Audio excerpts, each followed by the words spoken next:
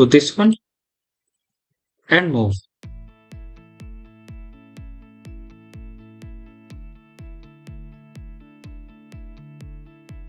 Again copy and place. So mark करते चले जाओ.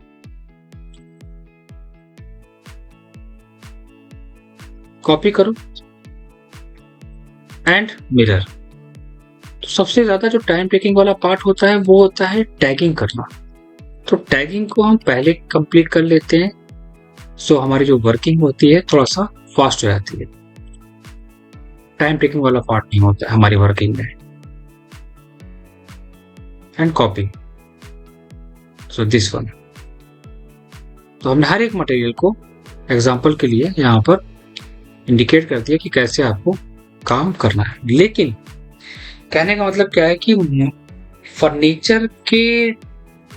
फर्नीचर को रिप्रेजेंट नहीं करना है फिनिश टैग के साथ, क्योंकि हम ये वॉल फिनिश पे काम कर रहे हैं. तो इट मीन्स हमारी जो डिटेल्स है वो वॉल फिनिश को ही इंडिकेट करेगी, सिर्फ वॉल फिनिश को. अदर डिटेल्स हम ड्राइंग्स के अंदर मेंशन नहीं करेंगे.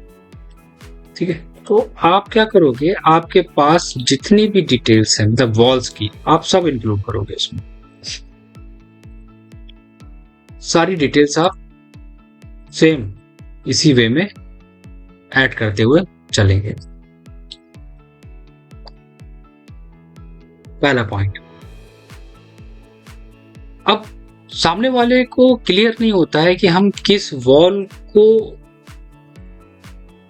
डिटेल्ड कर रहे हैं, कौन सा वो पार्ट है, कौन सा वो ऑब्जेक्ट है.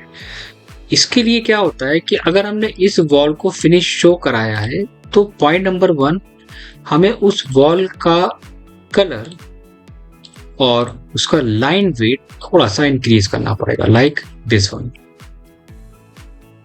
तो ये लाइन वेट क्या वहां पर शो कर रहा है कि ये जो टैग दिया है वो टैग इस वॉल को रिप्रेजेंट करेगा. दूसरा पॉइंट, अगर मटेरियल सेम है तो सेम मटेरियल दो. अगर हमारे पास मटेरियल चेंज है तो उसका कलर इफेक्ट चेंज करना पड़ेगा. एग्जाम्पल, अगर हमने इस वॉल को फिनिश दिया है तो ये वॉल हमारी यहां तक आ रही है, तो आप इसको क्या करोगे, आप इसको एक डिफरेंट कलर लोगे. ये सबसे इंपॉर्टेंट पॉइंट है. डिटेल देना is a different thing, but method clear होना चाहिए. ठीक है. तो हम यहाँ पर अलग अलग वॉल को यहाँ पर इंडिकेट कर, कोई भी आप अपना स्पेसिफिक मटेरियल चूज कर सकते हो, कोई भी इशू नहीं है इसमें, उससे कोई मतलब नहीं है.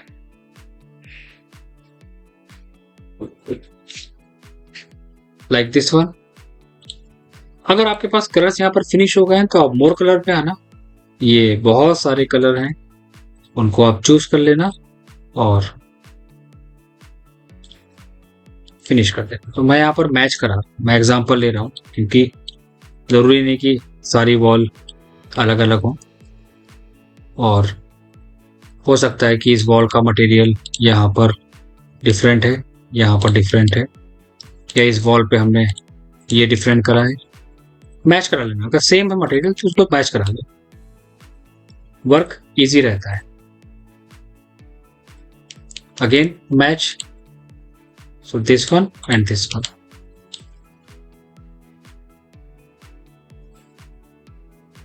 अगर जो डिटेलिंग्स हमने प्लानिंग के अंदर करी है, उस प्लानिंग के अंदर जो डिटेल्स है, अगर वो प्रॉब्लम क्रिएट कर रही है हमारी ड्राफ्टिंग के अंदर, तो हम अपने फर्नीचर्स आइटम को रिमूव कर सकते हैं. ये पार्ट गलत नहीं है यहाँ, क्योंकि हम जिस डिटेल को रिप्रेजेंट कर रहे हैं वो ज्यादा इंपॉर्टेंट है, ना कि फर्नीचर्स आइटम. तो फर्नीचर्स आइटम अगर हम प्लेस करेंगे तो वहां पर कंफ्यूजन क्रिएट होगी, इसलिए हमने उसको बाद में डिलीट करा एक्सप्लेन करने के लिए. तो अभी यहाँ पर फर्नीचर का कोई रोल नहीं है, तो सामने वाले भी ड्राइंग्स को रीड करने में उसको प्रॉब्लम आएगी, ये क्या है, क्या नाम है इसका, ये किस डिटेल को इंडिकेट कर रहा है. इसलिए हमने सारे फर्नीचर्स को रिमूव कर दिया. तो सारे फर्नीचर्स अगर हम वहां पर रिमूव कर देंगे तो ड्राइंग्स भी इजीली हम स्टडी कर लेंगे। अब आती है बात की, ये जो टैग है, ये टैग वहां पर मेंशन करना, उनमें कुछ नहीं करना है आपको, सिर्फ एक टेक्स्ट मेंशन करना है। So this one is stone cladding wall finish with Italian Calcutta marble. Reference ID देना होती है। रेफरेंस आईडी मतलब दिस वन इज 01, ये मैं यहाँ पर इंडिकेट कर रहा हूँ 01 के नाम से।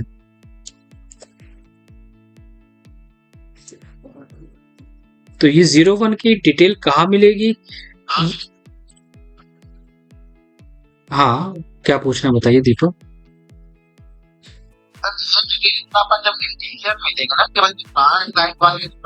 ये वॉल फिनिश डिटेल है ना कि आपके इंटीरियर पार्ट है। आप प्लानिंग पे काम कर रहे हो ना, आप अपने आर्किटेक्चर के फ्लोर प्लान को रिप्रेजेंट कर रहे हो ना कि इंटीरियर को। बिल्कुल, हम इंटीरियर की वॉल नहीं दे रहे हैं, हम फ्लोर प्लान की सारी वॉल दे रहे हैं। फ्लोर प्लान पे काम करने का मतलब हुआ कि वो आर्किटेक्चर पार्ट से जुड़ गया। बेडरूम की सिर्फ 4 वॉल की डिटेल देने का मतलब हुआ,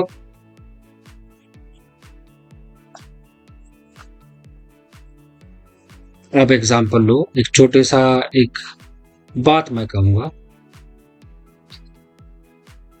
कॉन्ट्रैक्टर में और आर्किटेक्ट में क्या डिफरेंस होता है? दोनों के लेवल में क्या डिफरेंस है? बहुत क्यों डिफरेंस है? ठीक है, और अगर दोनों की ड्राइंग सामने रखी जाएगी, दोनों लोगों की ड्राइंग सामने रखेंगे तो कौन कहलाएगा प्रोफेशनल? आर्किटेक्ट। ठीक, एक आर्किटेक्ट ड्राइंग बना रहा है और एक हम ड्राइंग बना रहे हैं, तो अभी दोनों में प्रोफेशनल वही हुआ। क्यों हुआ? क्योंकि वो प्रोफेशनली काम कर रहा है। नहीं, आर्किटेक्ट तो वर्ड छोड़ दीजिए, आप आर्किटेक्ट के नाम को तो आप हटा दीजिए, क्योंकि ड्राइंग्स उसकी प्रोफेशनल है, वर्किंग उसकी परफेक्ट है, ड्राफ्टिंग स्किल्स परफेक्ट है उसकी। अगर एक आर्किटेक्ट ये सोचे कि क्लाइंट को हम ये 2 प्लान बना के और एक सिंपल सा एलिवेशन बना के थमा देंगे और मेरा काम हो रहा है, तो आपको लगता है कि वो प्रोफेशनल आर्किटेक्ट कहलाएगा? क्या क्लाइंट उसके पास जाएगा? नहीं। किसके पास जाता है? वो प्रोफेशनली काम करता है, जिसकी ड्राइंग्स लगती है कि हाँ ये बंदा प्रोफेशनल है। तो ये दोनों ही चीजों में डिफरेंस होता है। हम जिस दिन अगर ये सोच लेंगे कि हमारे यहाँ काम होता है सिर्फ छोटे छोटे प्लान्स पे और हम अपने क्लाइंट को सिर्फ एक छोटा सा प्लान बना के दे देंगे और हम लाइफ टाइम वैसे ही काम करते चले जाएंगे, तो हम कभी इंप्रूव नहीं कर पाएंगे, ना तो अपनी क्वालिटी ना अपने वर्क को।